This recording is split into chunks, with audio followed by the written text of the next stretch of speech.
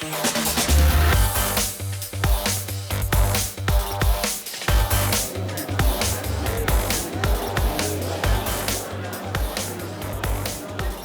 history lesson. Vimeo was founded in 2004 in New York City.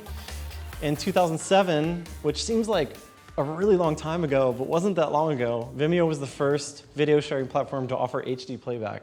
That's kind of like, it seems nuts now when you think about it, that like HD playback was 2007 and Vimeo was the first platform. It's such a weird concept. It hasn't been that long, but it feels like forever. And then Vimeo On Demand launched in 2013.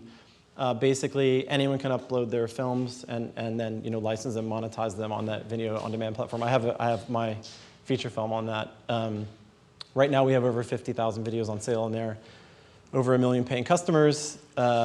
Most recently, we launched support for 360, so that was basically just last month, and our whole NAB identity has to do with this 360 launch.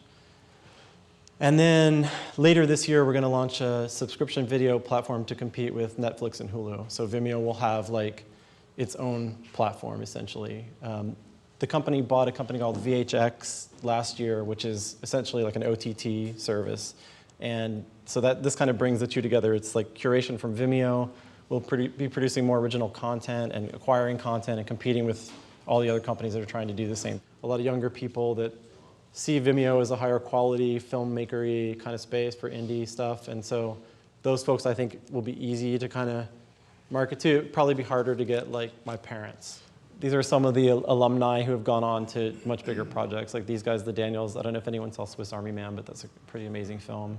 Some other films that have, where people have kind of started their career on Vimeo and gotten some traction and notoriety and then gone on to other projects. The privacy part of hosting on Vimeo, I think, is a major variable for a lot of people. Being able to just password protect a specific video and customize like those settings. I think a lot of people find that very useful.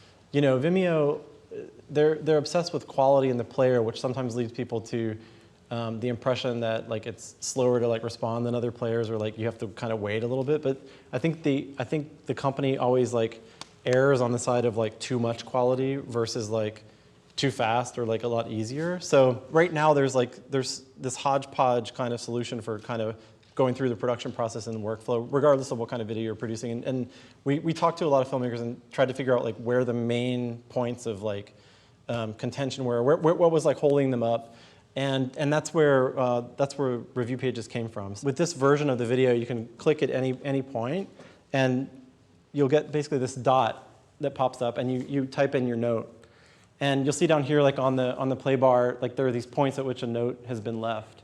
And then as soon as you type that note on the right side, it shows up very simply, like the person who left the note, what the note says, and then you can kind of reply to it in real time. So it's like really, really simple and minimal, but it gives you a space to kind of keep track of a project in a way that I think is like really intuitive and doesn't take, it's not like you have to train someone how to use the tool. And the idea is like that these notes can essentially turn into to-do lists. So you'll see there's like a checkbox on the top right of each one.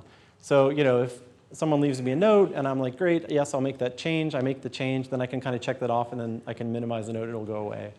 So this is like, we basically wanted to launch this as like a bare bones, easy, not a lot of frills, like simple way to kind of get feedback in real time and quickly share videos. A couple like points to note about this is that you can share the URL with anyone and they can leave a note without logging in or having an account, which we thought was really important. So they don't have to sign up for Vimeo, they don't have to go through any kind of like process. They can leave their note on the video and you can get their feedback and then they can leave and do whatever else.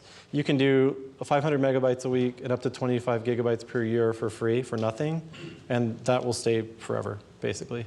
And then we have a lot of businesses that use our service and they upload massive amounts, and so they have these business accounts. We're really open to suggestions and ideas. If you jump in and play with review tools and you think of something that you think would be useful for your project, or you have an idea of something that might make sense for us to incorporate, definitely reach out. And if you have any questions about using it or features or whatever, I'm happy to do that.